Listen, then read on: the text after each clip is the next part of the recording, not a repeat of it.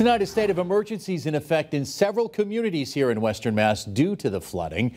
The Massachusetts Emergency Management Agency, MEMA, says they're Heath, Ashfield, Hinsdale, Conway, Williamsburg, Clarksburg, North Adams, Beckett, and Deerfield.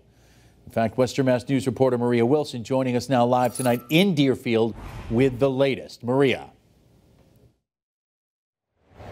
Chris, today's heavy rains have created some dramatic scenes here in Franklin County. I'm told that this morning the field behind me was bright and green. Now it's underwater.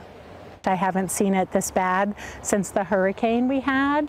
Heavy rainfall flooding parts of Franklin County on Monday, seeing 6 inches of rain turning fields into rivers and leaving at least one bridge unpassable. The Deerfield River spilled into parts of the streets, concerning locals and officials and forcing some bridges and roads to close. We're really concerned about the Connecticut River and the capacity there. We've had news that that's going to rise above flood, and the Deerfield empties out into the Connecticut, so if that backs up, it just backs everything up here. Just doesn't give us much capacity to drain. Like Stillwater Bridge, which was closed indefinitely when our crews arrived on scene. Deerfield police tell us before it can reopen, officials must wait for the water to fully recede, and then the state's dive team has to evaluate for any corrosion. This process could take anywhere from 1 to 3 weeks.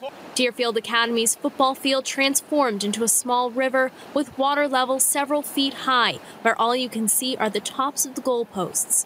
Deerfield police are urging people to not go swimming in the Deerfield River, Mill River, or Chicopee River, where they warn it could be dangerous.